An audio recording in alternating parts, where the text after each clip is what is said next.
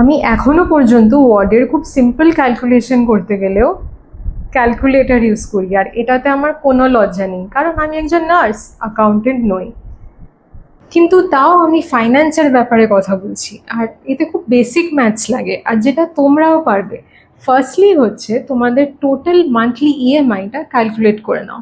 যে টোটালটা হবে সেটা হচ্ছে তোমাদের ইন হ্যান্ড স্যালারি 30 থেকে 35%-এর নিচে হতে হবে।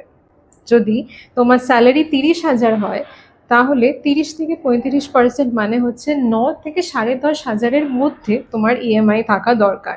কিন্তু যদি তোমার ইএমআই তোমার স্যালারি 40% হয়ে যায় বা 50% হয়ে যায়, তার মানে তুমি অনেক হেভি লোনসের মধ্যে আছো। আর আমি সেটা বুঝি, বিকজ আমিও একসময় এরকম একটা হেভি লোনের মধ্যে ছিলাম, আর কতটা স্ট্রেসফুল সেটা আমি জানি। সো এরপর কি করবে? এরপর কিছুই না, তুমি কমেন্ট করবে এই ইমোজিটা, আর আমি নেক্সট ভিডিওতে স্টেপ বাই স্টেপ বলে দেবো যে কি কি করলে তুমি এই লোনসগুলো খুব তাড়াতাড়ি ক্লিয়ার করতে পারবে।